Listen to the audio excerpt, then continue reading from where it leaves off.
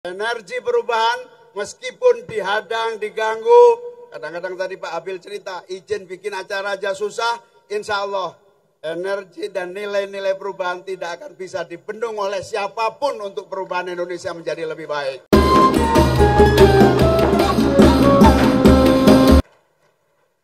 Mas Anies, Pak Habil Marati, para panelis, tepuk tangan untuk Bang Rocky yang luar biasa, Pak Zainal. Teman-teman adik-adik mahasiswa yang saya cintai, tadi pada teriak selepet. Kenapa saya ngomong selepet itu? Karena pada dasarnya kalau mau jujur, sebetulnya yang lebih tepat dari selepet itu apa? Revolusi sebetulnya. Tapi kata-kata revolusi agak kacau sejak revolusi mental gagal dijalankan dengan baik. Jadi terpaksa kasih istilah yang lebih mudah dan kemudian tidak mengganggu karena 10 tahun revolusi mental menjadi revolusi mental. Nah itu. Karena itu saya gunakan istilah selepet. Kenapa selepet? Begini, kalau lihat akar masalahnya, kemiskinan gak habis-habis, ketidakadilan terjadi di mana-mana, sistem yang buruk, itu ada akar masalah. Akar masalah yang pertama itu sebetulnya yang paling harus kita selepet itu apa? Saya telusuri satu. Pemain bisnis merangkap pembuat aturan menjadi rumitnya keadaan ini. Ini yang harus kita selepet. Kita selepet karena apa? Karena aturan harus dibuat setara. Seluruh pelaku bisnis harus bisa terlibat dan setara untuk maju bersama rakyat dan tumbuh berkembang. Yang kedua, rakyat terlibat. Buruh semuanya tidak ditinggalkan dalam proses pengambilan undang-undang dan aturan-aturan yang ada. Yang kedua, alam kita kaya, negeri kita luas, potensinya besar, tapi pemerintah dan kita semua kadang lupa. Ada yang prioritas harus dilakukan, ada yang memang harus ditunda. Salah satu penyebab keadaan ini stuck adalah bahwa kadang misalnya anggaran dan banyak hal. Anggaran proyek-proyek besar yang ambisius, sesuai selera, menguras uang rakyat, tapi sebetulnya tidak menyentuh kebutuhan rakyat. Ini yang harus kita selepet, dirubah menjadi pemerataan dan keadilan pembangunan di seluruh wilayah dan seluruh sektor. Cara kerja ekonomi misalnya. Saya dulu bersama Pak SBY 10 tahun, Pak Jokowi 10 tahun. Sejak 20 tahun terakhir kita ini bicara bonus demografi, bonus demografi, bonus demografi sampai ngelontok, sampai apal.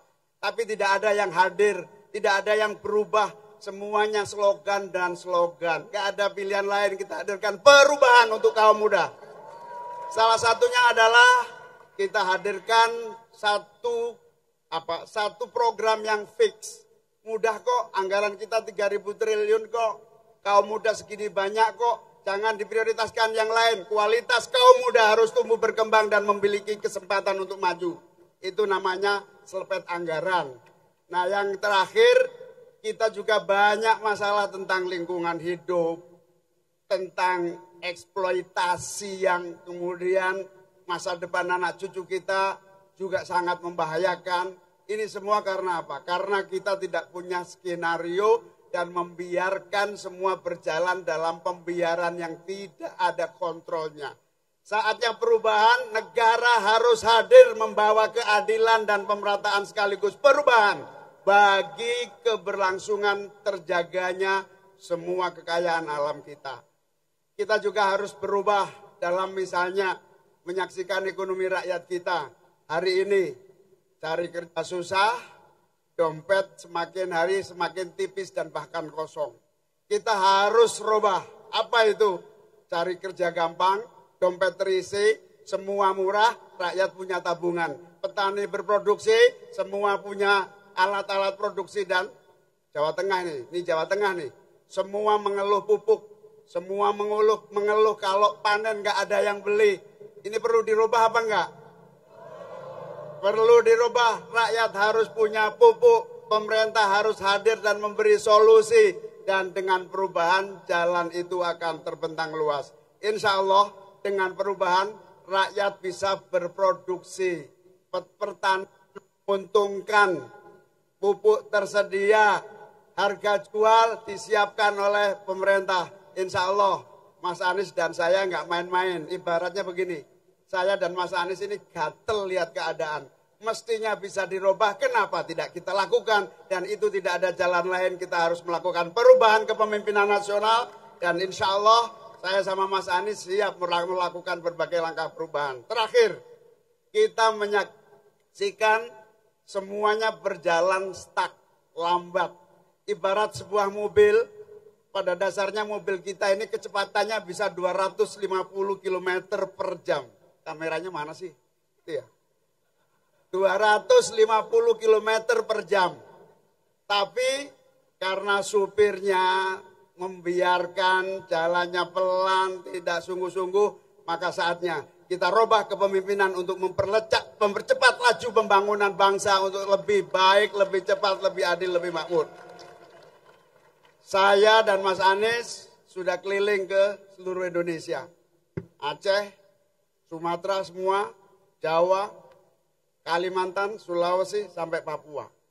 Ternyata semua sebetulnya ingin perubahan. Rata-rata kalau ditanya nasibmu bagaimana?